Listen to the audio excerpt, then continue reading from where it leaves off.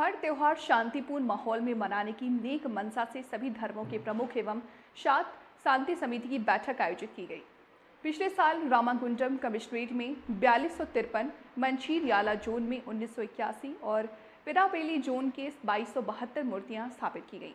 उन्होंने कहा कि इस वर्ष गणेश प्रतिमाओं की संख्या बढ़ने की संभावना है। विनायक की मूर्ति स्थापित करने वालों को सभी विवरणों के साथ संबंधित पुलिस स्टेशन से संपर्क करना होगा और अनुमति लेनी होगी। पंजीकृत प्रतिमाओं के विवरण के आधार पर मूर्तियों की जियो टैगिंग ऑनलाइन की जाएगी और विसर्जन के दौरान बिना किसी व्यवधान के शोभा यात्रा को सुचारू प्रगति सुनिश्चित करने के लिए रूट मैप की व्यवस्था की जाएगी। निर्माण समितियों को गणेश मंडपों पर सीसीटीवी कैमरे लगाने चाहिए। सतत निगरानी से यह सुनिश्चित किया जाए कि यातायात में कोई भी असुविधा ना हो। साथ ही प्रत्येक मूर्ति पर 2 व्यक्तियों को लगातार 24/7 उपस्थित रहना होगा।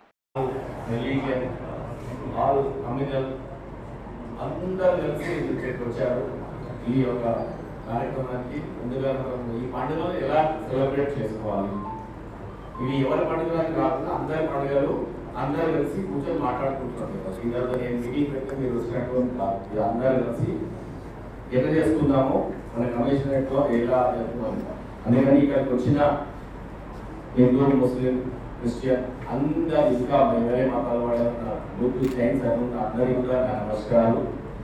ఇక్కడికి వచ్చినందుకు చాలా సంతోషం. ఇక్కడ వచ్చినందుకు నేను చాలా కృతజ్ఞతని. అలాగే ఇక్కడ ముందుగా మనం రాబోయే నెక్స్ట్ మంత్ రాబోయే పండుగలు ఉగాది అండ్ గణేష్ ఫెస్టివల్ సందర్భంగా మీకు శుభాకాంక్షలు తెలియజేస్తున్నారు.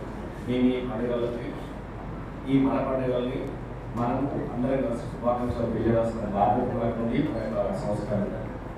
సో ఈ పండుగల్ని హ్యాపీగా చాలా భక్తిలో చేసుకోవాలని ఎలా చేసుకుందామని దానికి డిస్కషన్ చేస్తున్నాము.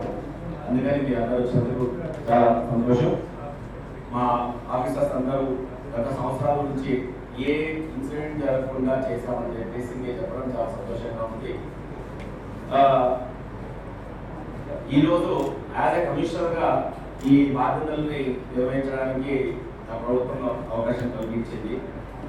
ఒక్కోసారి అనిపిస్తుంది, ఒకసారి 30 years బ్యాక్ చూస్తే నేను కూడా చిన్నపిల్లలప్పుడు ఈ వినాయక చవితి ప్రొసెషన్లో పరిగెత్తి పోతా ఉంటే పోలీసు వాళ్ళు అరే గుంజ చేసేవాడు. అంటే ఒకటప్పుడు నన్ను కూడా గుంజ చేసింది.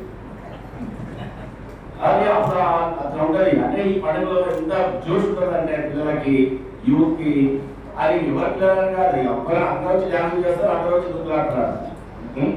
సో మనం పోలీసు అంతా మేము ఆ రోజు అంతా టెన్షన్గా ఉంటాం. ఎందుకంటే అంత పీస్ఫుల్గా లాస్ట్ విగ్రహం పడి లాస్ట్ మనిషి ఇంటికి సేఫ్గా పోయి లాస్ట్ బండి కొత్త రోడ్లన్నీ ఖాళీ అయ్యేంత వరకు మాకు టెన్షన్ ఉంటుంది. రాత్రి 24/7 విగ్రహం పెట్టకుండా ముందు రోజు నుంచి, అంటే ఇంకా ఈ రోజు నుంచి ఎవరు విగ్రహాలు తెచ్చుకుంటున్నారు, ఎక్కడి నుంచి తెచ్చుకుంటున్నారు, ఏ దగ్గర నుంచి విగ్రహం వస్తుంది, విగ్రహం వచ్చినప్పుడు కింద పడుతుందా, కింద పడుతుంది, అన్ని మేమే చూసుకోవాలని నడుస్తూ ఉంటాయి మా మైండ్లో. అందరూ అలర్ట్గా ఉంటారు.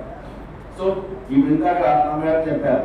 సో ఈ 3 ప్రాసెస్ విగ్రహం అయితే ప్రతిష్టాపన 3 తెచ్చుకునేది ఒకటి, ప్రతిష్టాపన చేసేటప్పుడు ఈ 10 రోజులు దాన్ని పూజలు తర్వాత ఉన్న కార్యక్రమాలు చేయడం ఒకటి, తర్వాత అందరూ పెద్ద మనుషులు అందరూ విజిట్ చేస్తూ ఉంటారు, తర్వాత రాజకీయ విజిట్ చేస్తుంటారు, ఆఫీసర్లు విజిట్ చేస్తుంటారు, అక్కడ పూజలు జరుగుతూ ఉంటాయి, తర్వాత ఇవన్నీ కార్యక్రమాలు జరుగుతూ ఉంటాయి. మళ్ళీ లాస్ట్ రోజు అన్ని బండ్లు తయారు చేయడం, బండ్లు తీసుకుపోవడము, సేఫ్ తీసుకుపోవడము. అదే కాకుండా ముస్లిం సోదర పండుగ కూడా ఒకటే దగ్గర రావడము, మన బందోబస్తు 2 బందోబస్తు చేసుకోవడము. తర్వాత ఇంకొకటి, మన దగ్గర ఆల్మోస్ట్ 40% వేకెన్సీస్ ఉన్నాయి.